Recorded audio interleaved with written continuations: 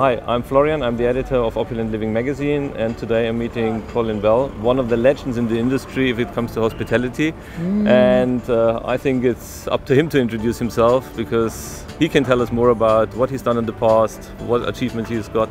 And I think it's interesting to hear a little bit more about he actually changed the hospitality industry in South and Southern Africa. I'm sure you did. We tried. No, you did. We tried, yeah. So give us a little bit of a background. So when did you start? What was the first camp you opened, and how it developed into what you've done the last couple of years?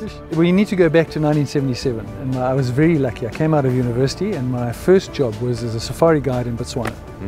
And it was a remarkable time, because in those years, nobody had heard of Botswana. But the company I worked for had its head office in Johannesburg. And the politics were wrong and all the rest of it. And I remember going to my boss in the 80s, and I said to Alan, I said, you know, that we need to have our own company in Botswana. We need to be based in Botswana so that money gets paid there and we employ people. And he said, no, we're staying in Johannesburg. So we left. We started our own company in Maun in Botswana, two of us, Chris McIntyre and myself. He was a fantastic guide. Okay. And we just found our own little niche. We found our little spot in the sand where we wanted to be. And the Okavango Delta was just wide open. I mean, it was the most incredible time of our lives. We were young, we were enthusiastic, we had energy. In time, we ended up sort of expanding into Namibia, into Zimbabwe, into Malawi. Did you name it already Wilderness at that time, or came that later? No, it was called Okavango Wilderness. Okay. And then when we moved to Namibia, it became Namib Wilderness and Zambezi Wilderness. And all these wildernesses got too confusing. So eventually we said Wilderness. Okay. And every country had its own intricacies, and we developed a flexible model to work with the particular countries. And essentially it involved leasing land from governments or from communities, making sure governments and communities are part of the solution, bringing in a slightly higher end customer. And the most important was specialist guiding. We really focused on the guiding, getting great guides and hosting these people in the most wonderful environments. Yeah, and over time it just developed into this extraordinary relationship where we were able to influence the way the Botswana government saw tourism.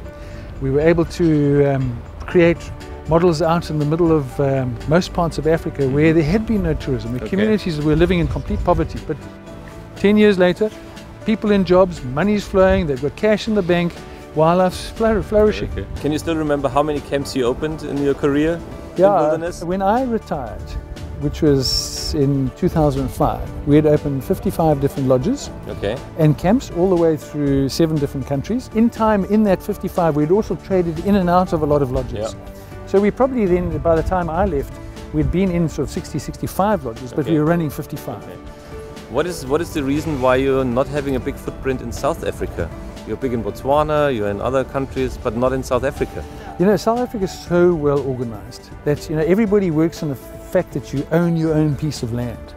That was not our model. Our model was to go and lease from communities and from governments. So they became part of us. In the new South Africa, we came back once Mandela was released. We came back and we operated 3 different areas, all inside parks, which had a community connection and a government connection. We leased land from them. So we came back later, and we had a couple of little operations in South Africa. After 2005, where you said you retired, so-called retired, you started something else. Yeah. Why did you go back into the tourism industry?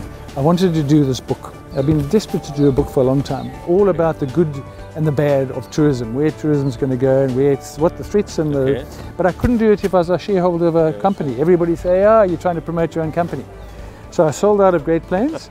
And I'm completely independent. Completely independent, and that's a different freedom. When is the book going to be released?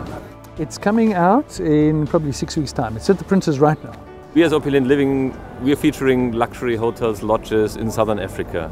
And you said earlier at the conference, luxury tourism can be part of conservation and really making an impact into Southern Africa.